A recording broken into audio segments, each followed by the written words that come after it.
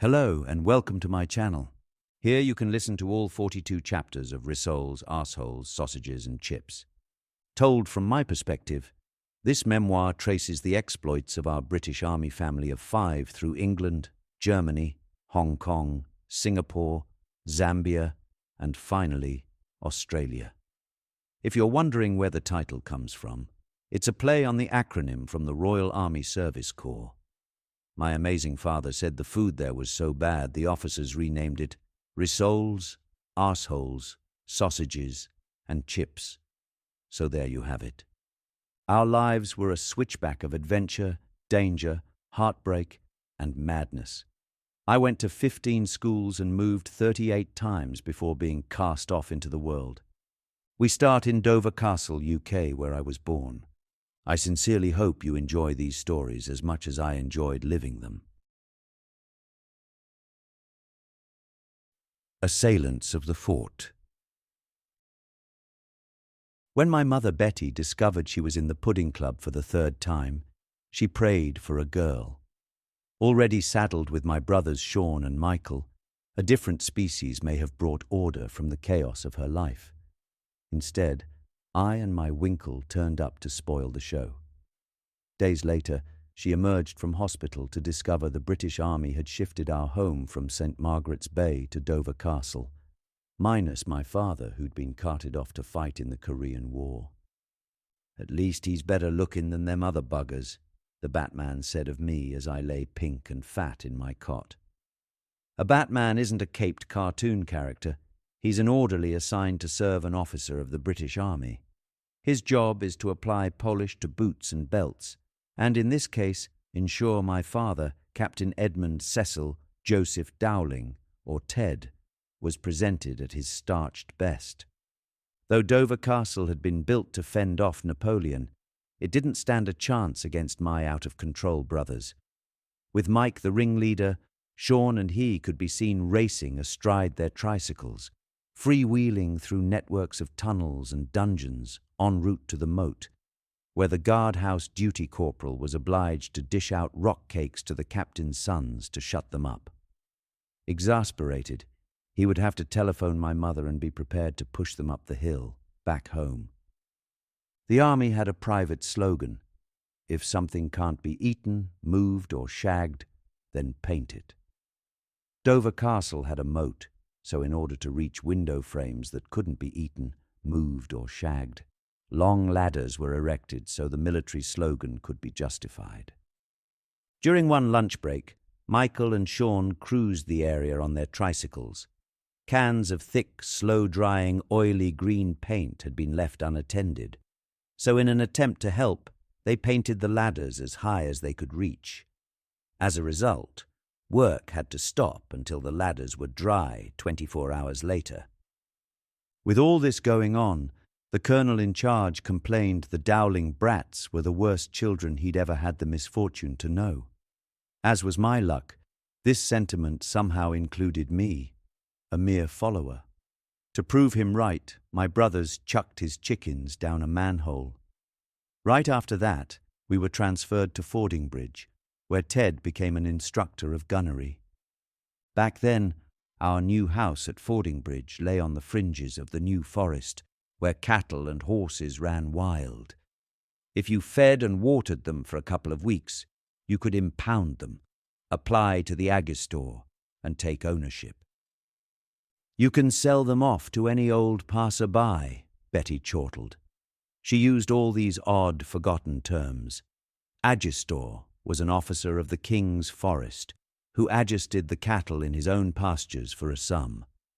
One of my father's enduring traits is a tendency to scavenge. Where this comes from, I'm unsure, but he passed it on to me.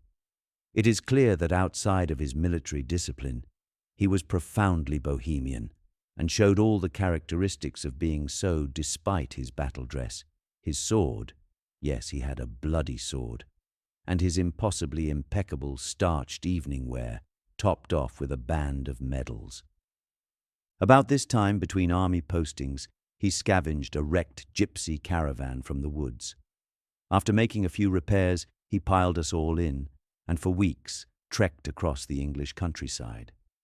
He was in his element, sitting there, reins in hand, miles of traffic backed up behind.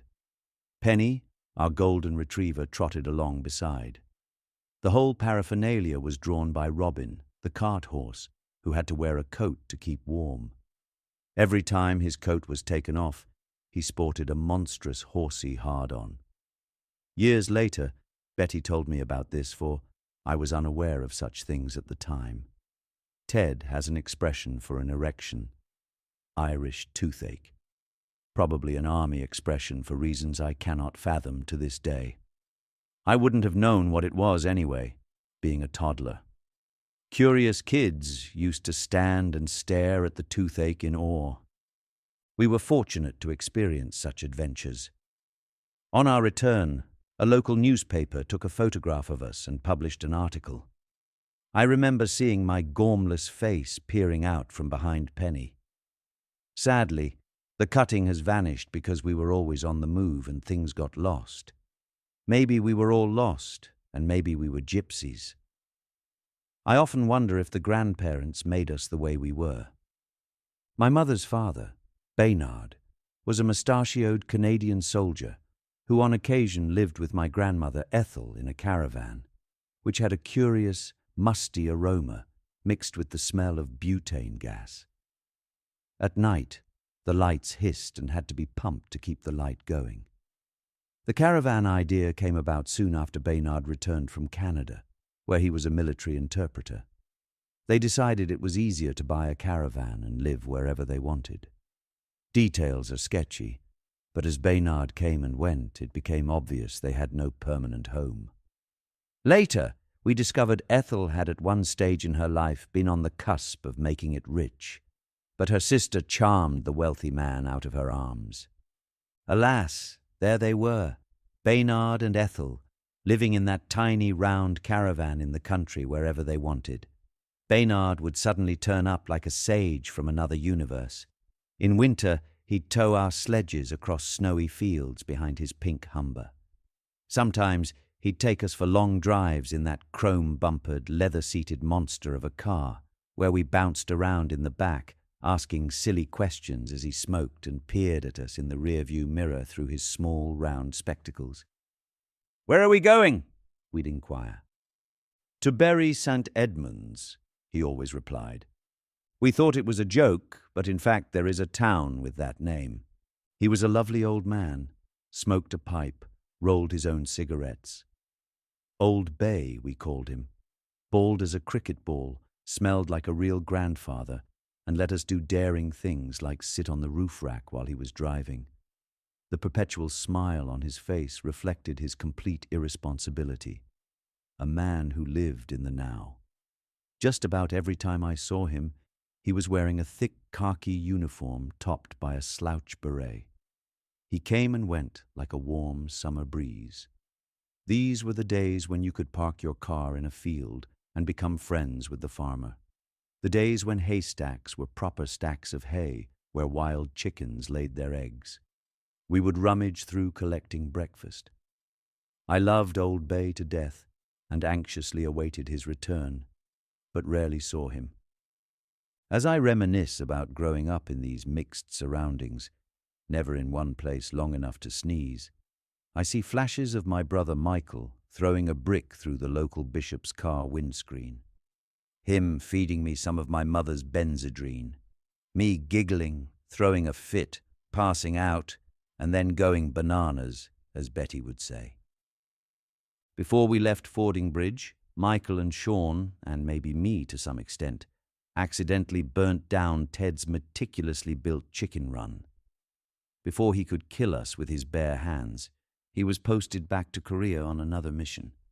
My mother had no intention of remaining at Fordingbridge after Ted vanished to Korea. I guess she felt unsafe living in a great big house all alone, never sure if Ted would even come home alive. Forces families are allowed to find safe haven, so my mother moved us all back to Dover for a while. It must have been traumatic for her, and one can only imagine the heartbreak and worry forces women endured when their men went off to war. These days, women also go to the front line, a practice unheard of in those days. While he was away, Ted was water skiing near the island of Miyajima, where Japanese kamikaze pilots went for their last 48 hours. In the early 50s, getting a phone call was rare, but the call Ted got relayed that Betty was critically ill with polio. He was rushed to the nearest airport and flown home. There, he found her penned up in an isolation ward. For 6 months, she had to lie still while we just hung about and raised hell with the nurses and doctors. It was a miracle she recovered without the horrible disabilities usually affecting polio victims. All of a sudden, we were shifted to Düsseldorf, Germany. Betty told me an ex-Nazi SS officer lived opposite and used to stare down at us from his window. During this episode of our lives, we boys had a stern nanny named Frau Demmer. It is likely we were out of control and Betty was in need of a rest. When we were naughty, the nanny would take us down to the dark basement, where a strange water tank with prison-like bars had been built into the floor to cover the hole up. She said there were crocodiles in it, and that if we were less than good, she would leave us there. I believed every word of it and was good most of the time, but to be honest, I'm surprised Mike and Sean didn't throw her into that crocodile-infested tank to get a taste of her own medicine.